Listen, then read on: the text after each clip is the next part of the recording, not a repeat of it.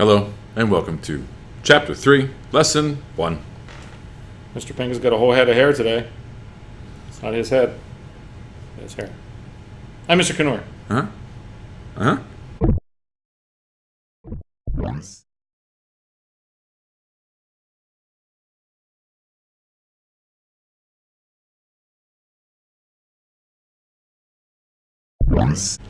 So this lesson is about the negative effects of industrialization. Last week, I don't know when you're watching this. Maybe it was last week. Maybe it was last month. I don't know. Some kids go way ahead, so. I don't know. Maybe you're watching this the first day of school. Yeah. Whatever. But in the last chapter, we talked about industry. And industry makes money. That's the nice part about it. Make a new industry, get rich. There's a downside to that. There is. The dark side of all that money.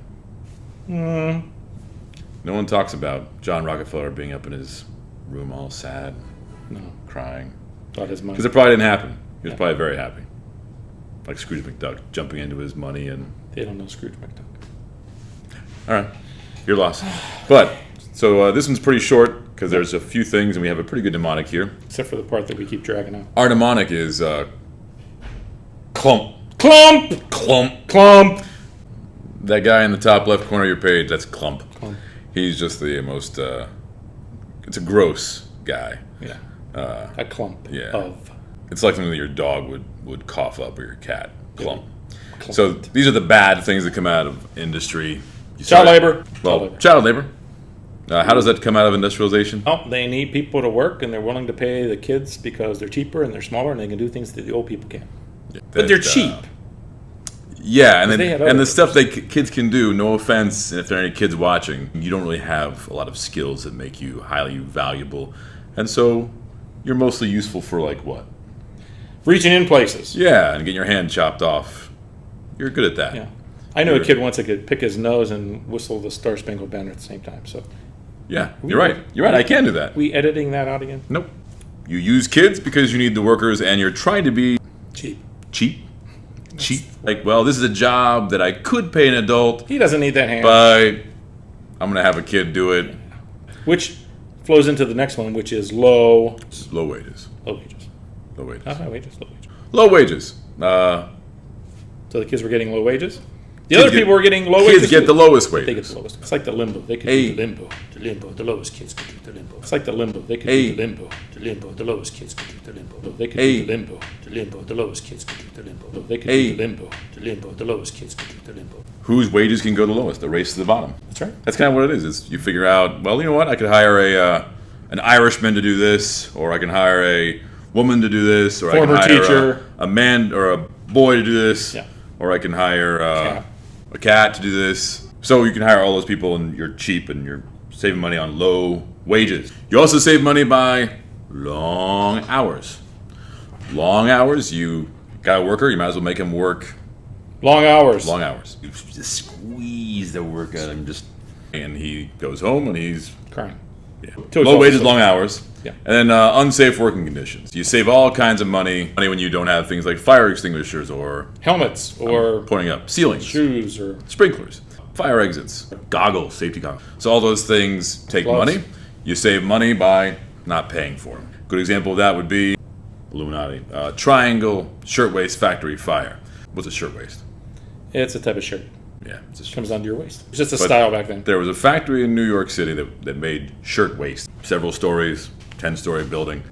There was a fire that broke out in a little garbage can, perhaps. Since it was all thread and cloth and everything. And you didn't have regulations back then because the government believed in leaving the economy alone, letting it do its thing. And so the place wasn't well regulated, didn't have fire codes. Didn't have... Everything went wrong. Yeah. Everything goes wrong, and it's a tragedy. It changes laws, though. But the building goes up, and many women. It's a factory that had mostly women working there. Mostly immigrants, too. Mostly women working there, and many of them died. And they sometimes didn't even know who the person was because they were an immigrant. Nobody came to check, see if that was their mom or sister or wife. Yeah, and so at this time, the fire department couldn't put out a fire that high. Nope.